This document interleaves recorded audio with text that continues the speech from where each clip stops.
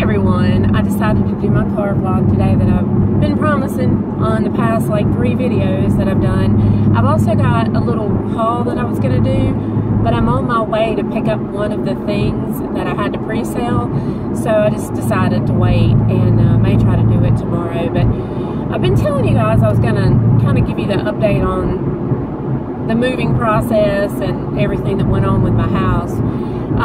A lot of you guys know most of the story about me putting it up for sale and deciding, you know, that I'll give a little bit of backstory because I know a lot of people don't know. I had a house close to Charlotte. I was living in Wilmington, and I had been for almost 4 years. And I guess maybe 3.5 at the time I made my final decision. And I knew that the reason I was holding on to the house was the house itself. And I knew I never ever wanted to live in that part of North Carolina again. I just did not like it. I wanted to be close to the beach. I did not live on the beach. I don't know that I would want to live on the beach, especially after this hurricane. But what made me make up my mind was the realization that it just wasn't home anymore. And when I would go home at least every 2-3 weeks and spend the night. At first, I would go home and spend the weekends some, but then it just got to where when I'd go, I just felt like I couldn't breathe. So I finally made up my mind, and I did make a bad decision putting it with the realty company that I did. It was Century 21, but I'm not bashing Century 21. I'm bashing Russ Holland's Realty in Albemarle, North Carolina, because they deserve it.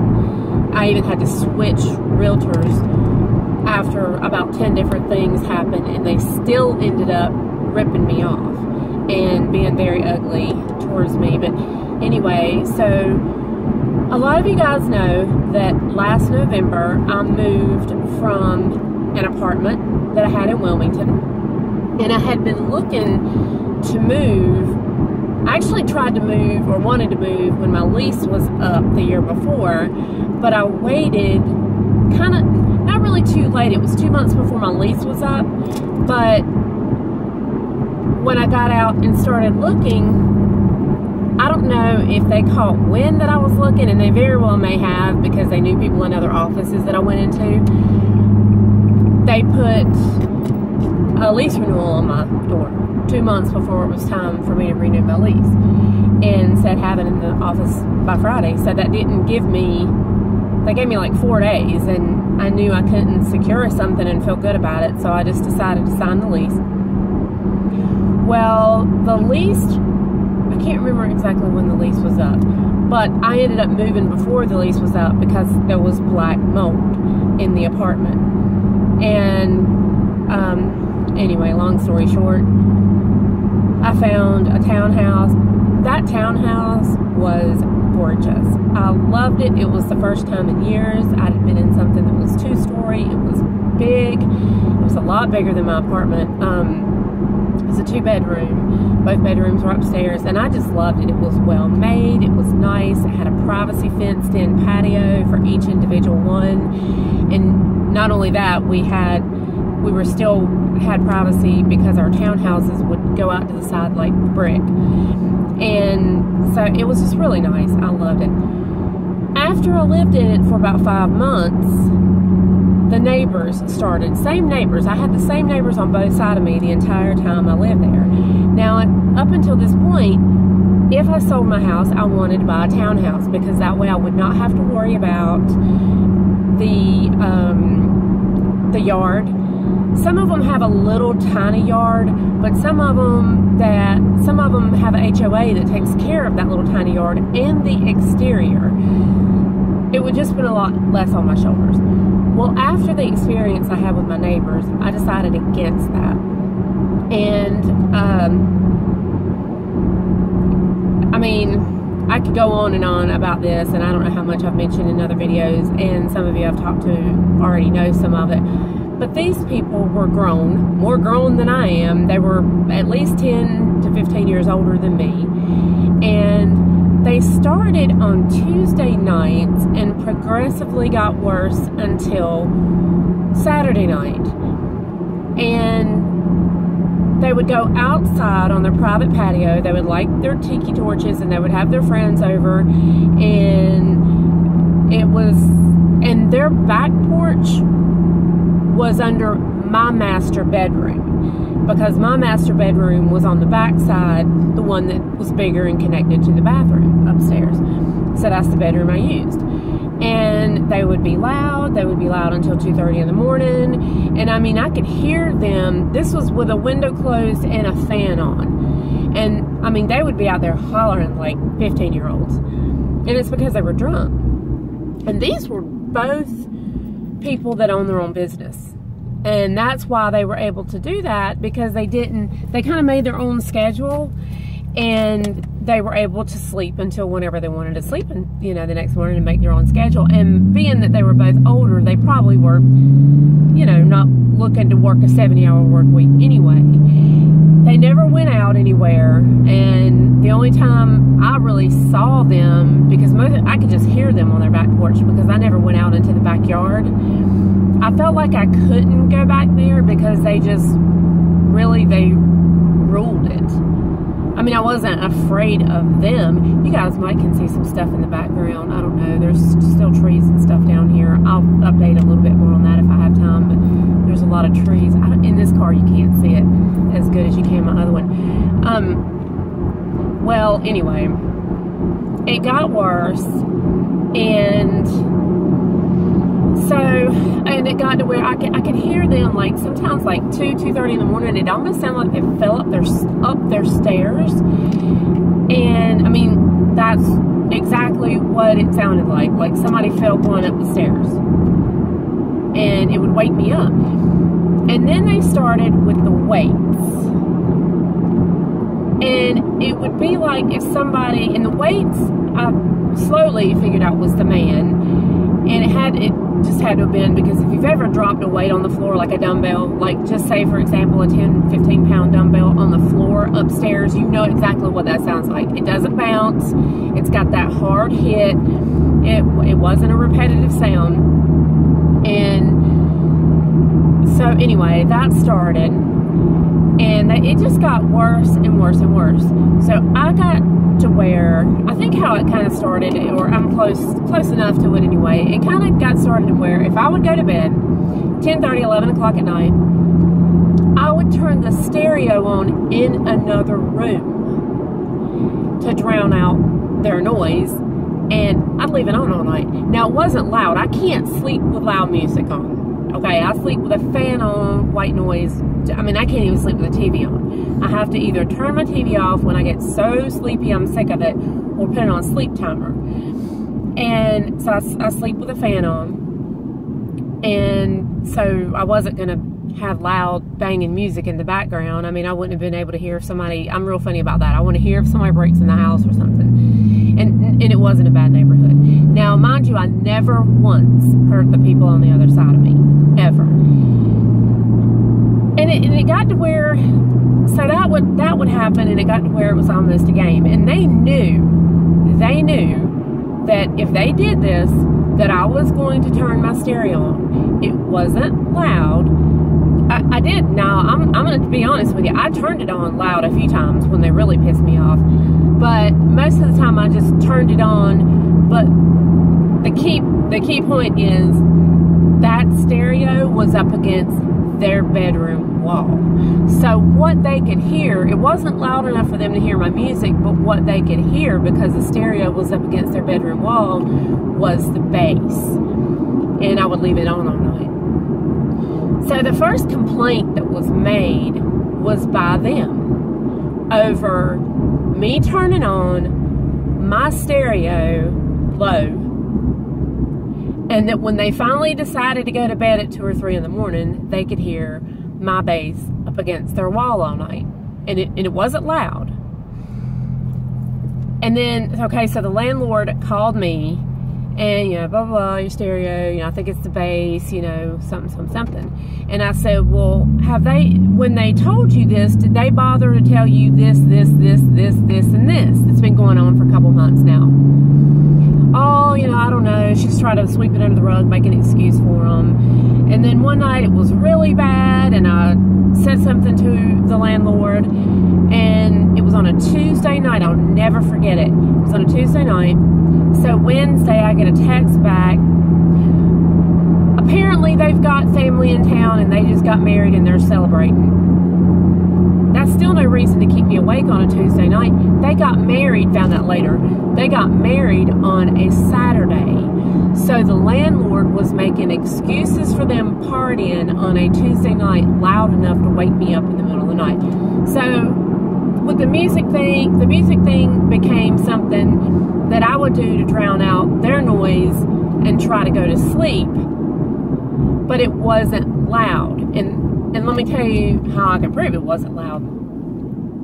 One night, this is what I call total harassment. One night when they did this was after it had been going on for a while, and I've got 4 videos of me waking up, showing the clock, showing me going down the stairs, and in 2 of the videos I went outside. I mean, one, the only thing that stopped me from probably just wailing over my fence was the fact that I might need that video and I didn't need to look like a raging idiot in it. But I turned the stereo, I went to go to sleep, they're out there partying, turned the stereo on in the other room, shut my door, turned the fan on. Now I've slept with a fan for years, probably close to 20 years now, for the noise. I don't sleep with it blowing in my face. Gosh, now I can't remember, 2:30, 3 o'clock in the morning, I was awakened by my doorbell just ringing like constantly, like at least 15 times in a row. And I mean, I sat straight up. Now, had my music been that loud with my door shut and a fan on, I wouldn't have heard the doorbell. Because you know, doorbell's downstairs now. The bell itself was downstairs too. A doorbell downstairs is not that loud. Some of you guys may not even be able to hear your doorbell upstairs. I heard it over the music they were calling so loud. And at first I thought I was dreaming. But I laid there and about,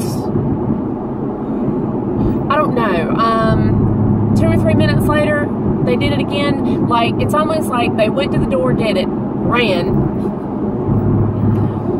And when they went inside and saw that the music didn't get turned down, they went and did it again. Kind of like that. I mean, that's what I imagine in my mind happened.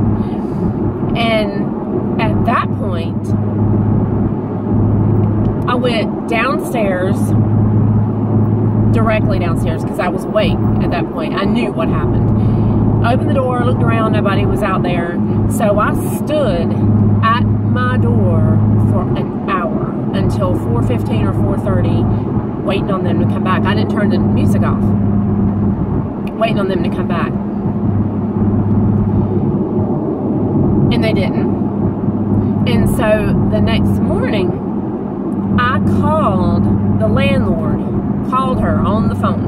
A lot of the communication between me and the landlord was text, but I called her and I told her that basically that I was sick of what they were doing. They were keeping me awake and all this. And she said, well, she mentioned about the music, and she said that she went over there and knocked on your door last night because her husband couldn't go to sleep. It was so loud he had to sleep on the couch.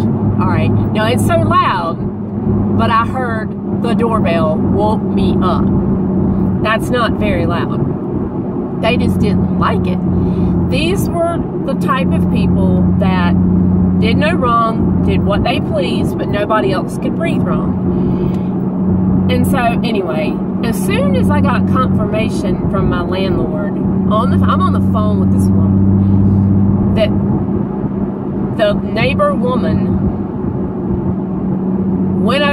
was the one that went over there and did that to my doorbell. It wasn't a kid playing games. It wasn't, you know, whatever, because I never saw anybody. But that gave me confirmation that this woman did this to my doorbell. And that my music was not loud, but not only that, the doorbell woke me up. So I lost it. I went outside with my phone. At this point, I'm screaming, I'm cussing, I threw my keys. I mean, I lost it. I literally lost it. And I hang up on the landlord after I gave her a real good piece of my mind. And, you know, this is things I don't need to be doing. I agree with anybody that's thinking that right now. No, ma'am, I don't need to be doing this. So, I'm pacing up and down the sidewalk in front of their apartment screaming. And our maintenance man's son and one of his friends pulled up. And I walked up to them, and they're only like another apartment or two down. And I went up to them, and I told them, I mean, I was going off. I said, you need to get so-and-so, their dad, over here right now, or I'm getting ready to be thrown in jail. I said, this is going to stop. I mean, I'd had it. At this point, it had been going on for 3 or 4 months. I'm not real sure. Same thing. Tuesday night, Wednesday night, Thursday night, Friday night, Saturday night was the worst. And so, and you know, and it was progressively getting worse because at this point, they knew it was a game. You see what I'm saying? They knew. They were intentionally, if they heard my music, getting louder. And I was turning my music on to drown them out. So, long story short, nobody was doing anything about it. I don't even know that the landlord ever one time said anything to them. Ever. She just made excuses. So, the week, okay, so my house sold. I found several houses I was interested in. That is not what made me buy a house. I bought the house because I wanted the house, but I was going to use that apartment as a transition place because what was going to end up happening to me is I was going to end up moving 2 homes, one of which I lived in for over 18 years, into one, which was, and it was just me to do this. Now, I did get movers to move the furniture, okay? But most of my belongings, I'd say 80% of my belongings are fragile. So I didn't want movers moving anything that was very, very, very important to me. And hindsight, very good reason. They ended up breaking a lot of my stuff. Well, so I bought the house, sold my house, bought that house.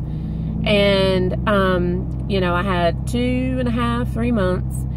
And that was going to be my transition place and, you know, storage, whatever I needed it for, so that it wouldn't be so hard on me. And it wasn't very long. It was on of course this kept on.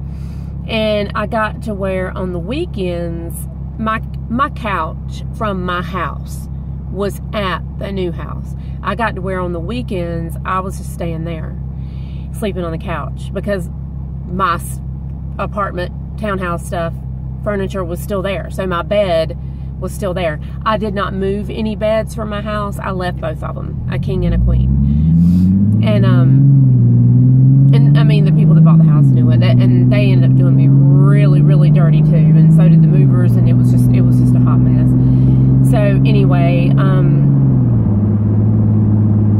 I just got to where I would stay there the weekend so I didn't have to listen to them. It was just so nice not to have to listen to them hooting and hollering like stupid teenagers. I mean, not teenagers, stupid drunk teenagers.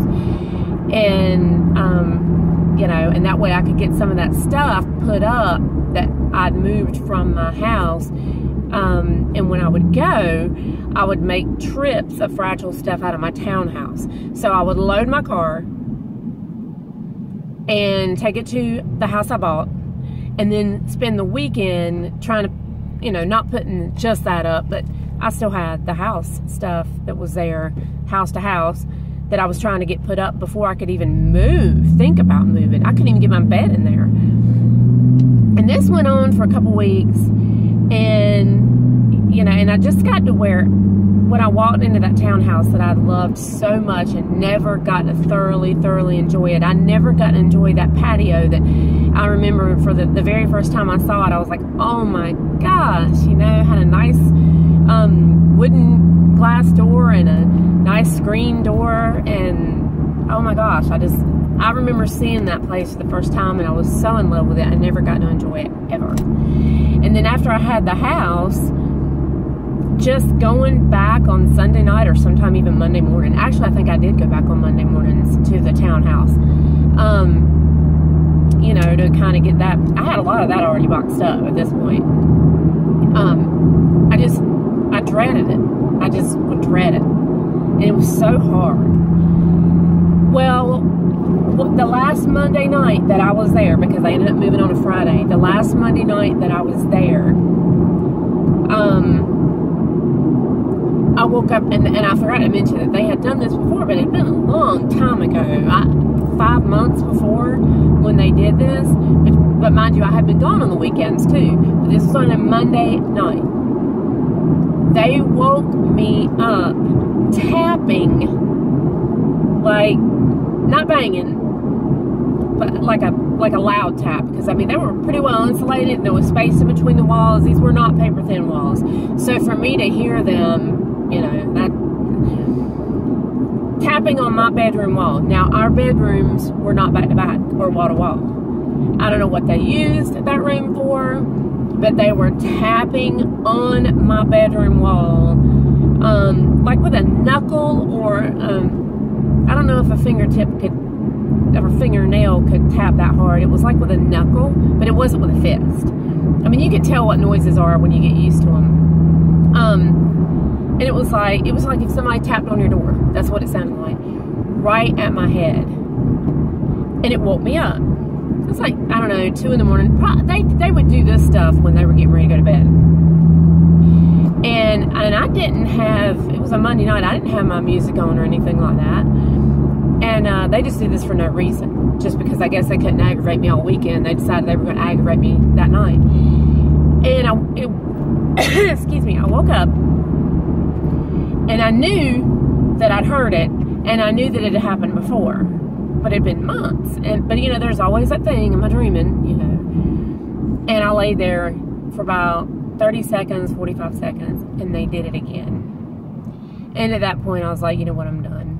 I got up Tuesday morning, and I'd already called several moving companies to kind of get prices and stuff like that for when, and I told them, you know, it's going to be a few months. I'd give them a 4-week notice. Not all of them asked for 4 weeks, but there's moving companies that'll move you the next day. And so anyway, got up the next morning, started calling people, and called a couple new places, you know, got the best price, found out who could move me Friday. And I had well, just, you know, a little bit of stuff out of there that was fragile. But I knew that from that day until Friday, I had a couple more trips I wanted to make with my car, because it was too fragile to put on a moving truck. Especially because the movers that had moved me 3 hours in my house to the house I bought broke a lot of my stuff and threw around a lot of my stuff. A lot. But now these people that moved me out of my townhouse did not do that. But I didn't know that that wasn't going to happen again. So all week, I made trips in my car with fragile things.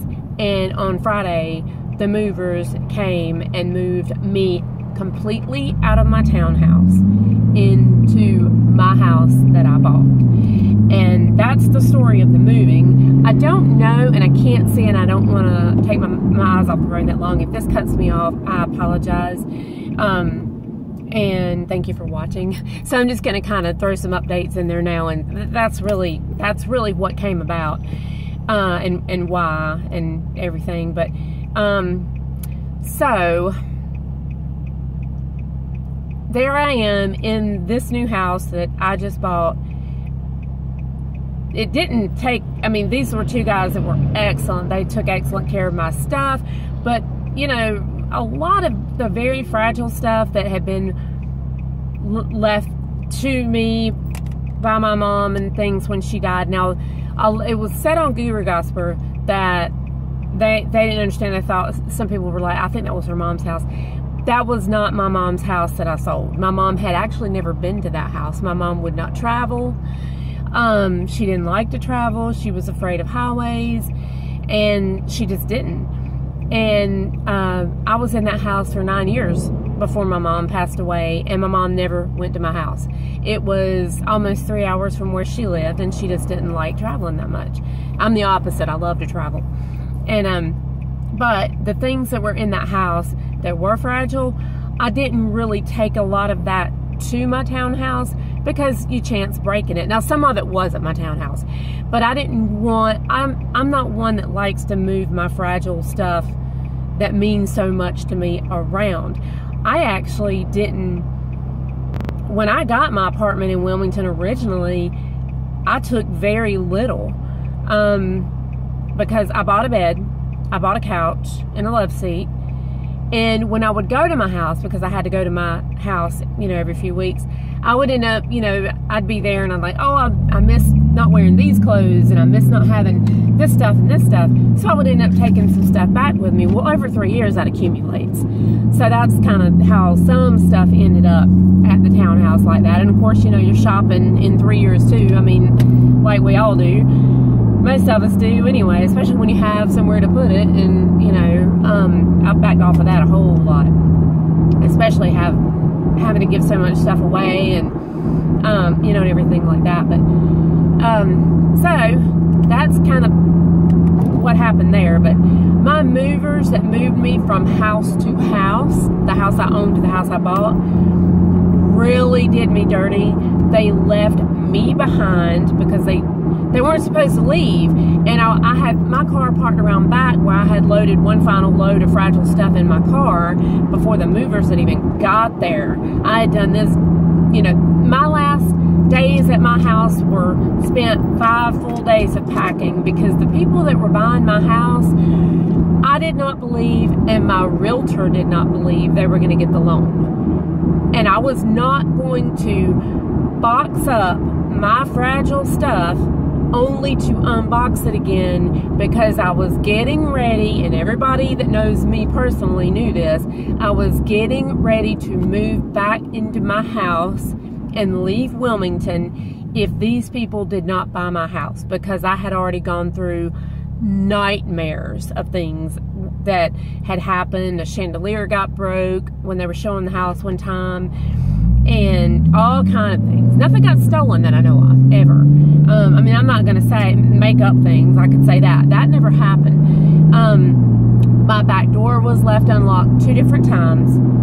And the last time that happened is when I told the realtor no one went back in that house unless I was there. You know, I said, if you've got somebody, you know, you want to take a video, you've got somebody that's seen the outside, you know, they know that this is the house they want, this is the price they're willing to pay, I'll drive down. But, you know, I'm not going to drive down for somebody that's trying to be nosy. And I sent them a picture also of my door that was unlocked. And the very next person they showed it to, no, the very last person that they had showed it to, I'm sorry, which is probably when my door was left unlocked, is the people that ended up buying my house. So I never had to, and I was fully ready to, either that or they could go when it was convenient for me to be down that Saturday, and look at the house if they thought they wanted it. If they wanted it bad enough, they would wait until I go down, or I would just make it, you know, that weekend or whatever. But it ended up the very last people that had already looked at my house the last time I found my back door unlocked are the people that ended up buying it. But we did not think they were going to get the loan. I made probably at least 3 trips home before I finally went the last time I was there for 5 days straight packing up. But I did not box my stuff up.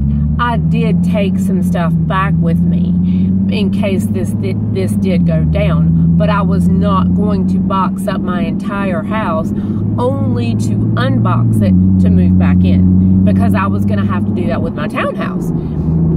Because if they didn't buy the house and their loan didn't go through, at that point I was going to start, actually I had already started boxing up some stuff in my townhouse, putting it in boxes, and then like putting it back in the linen closet where it was, only it was in boxes now, or under the cabinet, only it was in boxes now. I'd already done some of that because I was that serious about, I was tired of messing with it. I was just going to move back in my house, suck it up, move back into my house, and just deal with it. And maybe I could keep the house for sale with me living there. That way I for sure could be there. but I was not going to keep it with Century 21. When that happened, Century 21 only had maybe 4 weeks left in their contract, something like that. And so it was all getting ready to go down one way or the other anyway. And so that's why, and ended up, they did buy it. Well, when they bought it, they were ready to close. And I was like, actually they had given a closing date, but they didn't find out the loan went through until like 5 days before the closing date. It did move the closing date once, and I was fine with them moving the closing date and only giving me 5 days to pack. Or actually what I was trying to get them to do is give me till that weekend. So it would have given me from one weekend to the next weekend. They didn't want to do that, to pack up my house. They didn't want to do that. The closing was supposed to be on a Wednesday. They didn't want to do that, and I said, well, then at least give me until that Saturday, because they said I had to go to work that Monday. Well, so did I. I mean, you know, I didn't do what I didn't do because they weren't sure if they could get this loan or not, and we didn't think they were going to get it. So I said, well, give me that Saturday, and I'll be out, and then y'all can have Sunday, and we'll split that weekend. They didn't want to do that either. So I went the whole weekend before that, not knowing at all if they were going to give me any extra time or not. So finally, I just told them that we were supposed to close on a Wednesday, and I said, I don't want to move out of my house. You can back out at closing. You can get up and you can walk out of the attorney's office. You'll lose any money you've got in the house, and you'll lose any money you've given them to hold everything for you. I mean, you know, whatever, due diligence, whatever you've given to them, to, you know, in good faith, and anything you've had done to the house, or any tests you've had done, or any inspections, you'll lose that, but you are not obligated to buy that house until you've signed it. And so I told them I was not comfortable moving as much stuff as I had in that house. I was not comfortable moving out of that house until they had signed the final closing papers. And so I got them to give me until Thursday. Ended up, because of their loan still dragging out and the procedures that the loan has to take with the house, they didn't close until Thursday. So I still ended up moving out of my house, driving down the highway with everything behind me 2 hours before the house was closed on, which was still stupid. But my realtor didn't tell me that, so he lied. And they also tried to get me to pay for some stuff that I had not agreed to pay for, and I had proof I had not agreed to pay for it. And the closing attorney made them give me that money back. The realtor, I'm sure, had to pay it because he's the one that lied about it. And I just got juded a whole lot of different ways. And there's some more to that, because I was supposed to go back and get my stuff. And then when I intentionally left a lot of stuff there. But my movers left me when I was parked around back and went to get in my car and pull around front. They were already out on the road leaving. They knew the address we were going to. But they left some of my stepping stones. And I got out and I literally was shoving them in my car. I had no way. You couldn't put a leaf in my car when I pulled out of that driveway. And so I got my stepping stones. They were my mom's. And I went back in the house to wash my hands, and that's when I saw that they had left some things. Now, hindsight, get your movers, snatch them however way you need to do a final walkthrough before you let them get in the moving truck, because I didn't. And there was a lot of chaos going on because I was arguing still with the real estate agent that was trying to rip me off. I'm leaving messages and calling the attorney's office. Now, this is all while these people are throwing my belongings in this truck. My nerves are tore up, and I'm just beside myself. So I should have calmed myself down, and I should have had them do a final walkthrough. They left several things, and one of them was a 4 or 5 drawer chest of drawers that was full of lotions and perfumes and collectibles and things like that. And one was my flat screen TV on my bedroom wall. And I had already unhooked it and everything. They were shown twice to get it. They knew what was going. And they just started getting tired and getting slack. You pull out and you pull out right in front of me. You're such an idiot, Mr. Ride, this Chevy, stupid ass.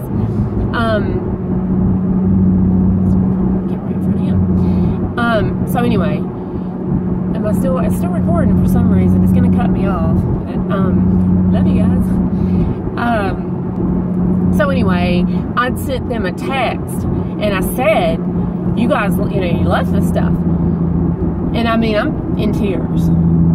And I get a text 10 minutes later. Sorry, we're on our way back. We're coming to help you. I couldn't get this. I'd already tried to get the TV off the wall myself because I was trying to help. I was helping these guys with these boxes, moving this stuff in the living room, out of back bedrooms and everything else, helping these guys move my stuff. So I was already doing a lot for them. I couldn't get the TV. It wouldn't fit in my car, but I couldn't get the TV off the wall to start with. So it wouldn't have mattered. I mean, they never even offered to come back anyway, so it didn't matter. And so I had no choice but to leave it there. And so I talked to the people. They actually called me when I was about halfway from my old house to my new house, and they called me. It had to do with the alarm system that they didn't tell them at closing because they're stupid. And I was in tears, and I told them, and I haven't recorded. Don't worry about a thing. Whatever you let us know, what they left, we'll make a list, we'll put it to the side, we'll keep it for you, nothing will happen. Well, when they got to the house, they knew I was leaving some things. That was part of the plan. That was part of, I mean, I even asked them about some stuff. I didn't leave any trash. There was no trash in my house anyway. And I had a bonfire for 5 days in a row. And it wasn't trash I was burning. It was things that were pulled out from beneath whatever that I had not seen in years, that I didn't want, and I knew was of no use to somebody else. I mean, even, things like, even like notebooks or something that, they couldn't use. And so I think what happened was when they got in the house and they started seeing what all I did leave intentionally, and they weren't sure what I would come back and get if I came back to get the TV and chest, like with a mover or with a truck. I think they were afraid that I would name all this stuff that now I was going to take that they wanted. Because all of a sudden, for no reason, they stopped texting me back the next day. For no reason. There was no, I'm telling you, in that house, as far as property and objects, I left them furniture, at least $10,000 worth of stuff. And I'm not talking about junk. There was no junk in that house. I gave a lot of stuff away. A lot of stuff, those 5 days that I was there, that I thought they wouldn't want and maybe somebody else could use, or I'd ask them, do you guys want this? And if they were like, no, we got our own such and such, I'd call somebody to come get it, give it to them. So everything that was left in that house, most of it was intentional, but there was those few things, that chest of drawers, the flat screen TV that was on my wall. They knew that I was supposed to come back and get that, but I think they got scared of what else I would try to take while I was there. So I think that's why they cut off communication. And at first I thought it was their phone. So I found them on Facebook. I'd already found them on Facebook before. We weren't Facebook friends, but I found them on Facebook. And this is still recording, so it may split it into 2 videos. I'm not sure. But I found them on Facebook, and I sent them a message. I sent the wife a message. Well, you know how you can tell on a Facebook message when the message is read. Well, it was read. And no response. So the next day, I sent another message, and I was like, what's going on? Because at that point, it was obvious they were ignoring me. And I was like, what's going on? And no response. So I found the husband on Facebook page, which is not hard to find. If you know what the wife's Facebook page is, you can usually find the husband. And I sent him a message. I was like, look, I don't know what's going on, or, you know, is Christine upset with me? You know, whatever. And he read it and blocked me. And I was dumbfounded, I'm telling you, because you could have knocked me over with a feather. I had not done anything but these. At one point in the process of these people buying the house, I had every right to back out of the contract because the agent, the first agent I had with this realty company, breached our contract and broke her code of ethics. Now, I've been to real estate school. I know what the code of ethics is. I know what you don't say to people. She had already hoodooed me about 8 times. And what she wrote to me in a text and in an email, she broke the code of ethics at that point. And I could have totally backed out. I mean, she breached our contract. So I could have totally backed out. I let the broker in charge talk me into letting these people keep the contract and go forward with the house sale because I like these people that much. Hindsight, I should have dropped it then. I should have moved back in the house. Not that I don't like my house now. I love my house now. It's just as pretty, if not prettier, than the house I had.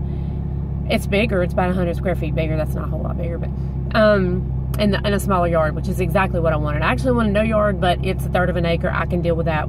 Over 3 acres any day of the week. Hindsight, what I should have done, knowing how they did me.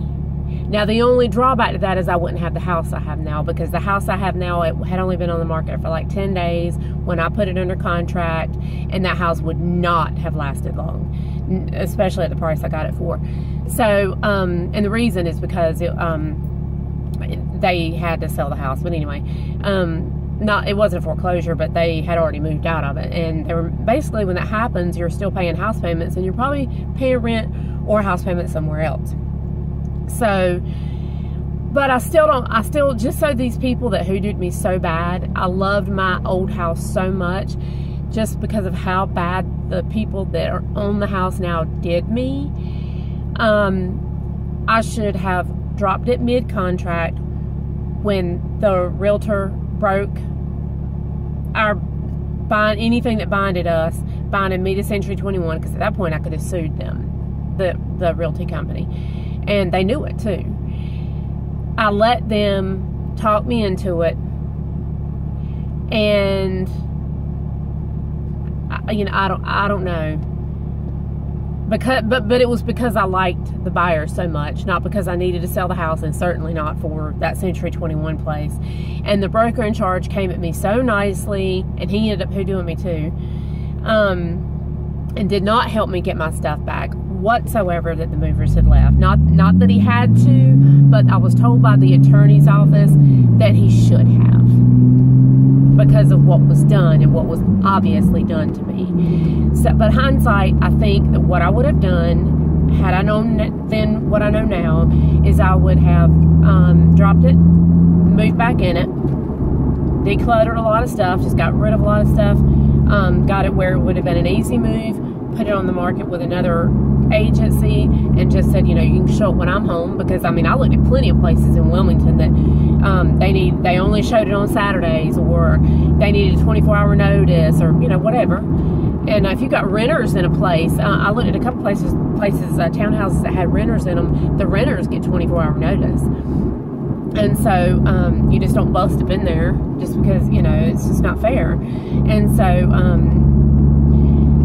but the downside of that is I wouldn't have the house I have now. Now, saying that, I love my house, but I'm not loving the area. And it's not because it's a bad area, it's because it's an area that's, you know, I got used to being in the city for 4 years, and I got used to, you know, Wilmington's very artsy, very eclectic, very, you know, a lot of different things around, and I don't have, I have it, but it's about 45 minutes away. So, you know, it just makes things a lot more difficult. I'm in Wilmington right now. And I was looking on both sides of Wilmington. I was actually looking all the way, let's see, that would be south, as far south as Myrtle Beach. And I actually saw a couple places. I had a couple places on my radar at Myrtle Beach. And, you know, that being said, I don't know. You know, I'm still not completely organized and with all my things put up in the house. I mean, I had a lot to contend with by myself. And once I moved as quickly as I did out of the townhouse because of what happened, at this point, I had a lot of stuff in my house, and you could barely walk through it, and I can't stand that. You can walk through now. I mean, I don't even have any boxes left in there, I don't think, but everything's not where it needs to be. And that drives me crazy too, but I had to come today and run some errands and do some things. But just wanted to, you know, I've mentioned several times I would tell that story, and that's kind of briefing it a lot of the way that I was really done dirty by neighbors, by movers. Not the movers that moved me out of my townhouse. They were great. Couldn't have asked for two better guys. By the people that bought my house, by the realty company, by the freaking management of the townhouse, the neighbors. I mean, just, and I didn't bring any of that on. I didn't bring anything on. I wouldn't tell movers to throw my stuff and break it. I wouldn't tell realty companies to try to charge me for stuff, you know, to get a sale. You know, I wouldn't tell the management in a townhouse that I've got 4 or 5 videos, you know, these people basically breaking the law, and nobody would say anything to them about it. I didn't ask for any of that.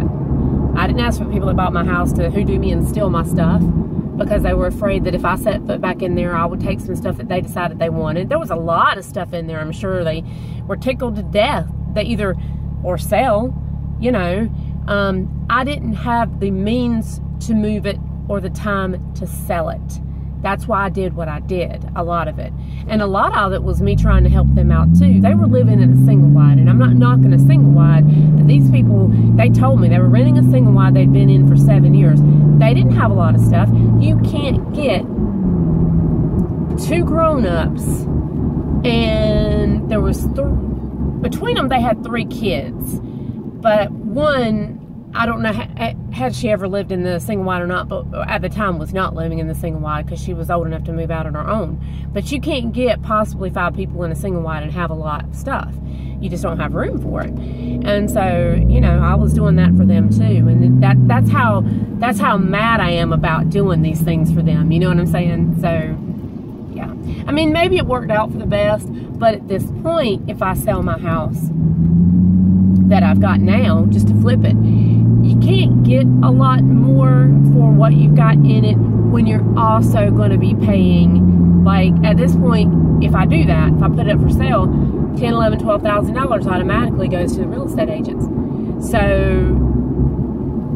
at this point, for me to make anything, it would be priced too high for me to make anything. So I don't know. I mean, like I said, the house is gorgeous. I love the yard. Neighborhood is decent. I'm not as in the sticks as what I was, but I'm almost as far as I was away from good stuff. I would say that.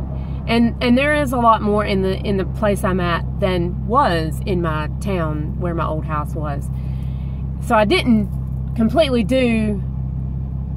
get back into exactly what I had gotten out of. That's not what I'm saying at all. And I'm just saying that I got 4 years used to being in a city, and I got bit by that bug, you know, and all of a sudden I'm kind of out again, and I'm just, if I was in a different situation, a family type situation, that'd be what I wanted, because that's how it was when I bought my house. You know, that's what I wanted. I was fine with that then. But being alone and being a single person, and especially moving to a town you don't know a soul, I kind of miss being in the city now. So that's my story, and this is probably going to have to be loaded into 2 videos. Girl, get out of my way. I don't know why it didn't cut me off, but it didn't. So I hope you guys enjoyed it, and I will be doing a little kind of haul, birthday haul video, showing you some things and some other things that I had bought before then. So you guys take care, and I will talk to you soon. Monkeys under this blanket, in case anybody saw it move while I was talking. I wasn't paying attention. Bye.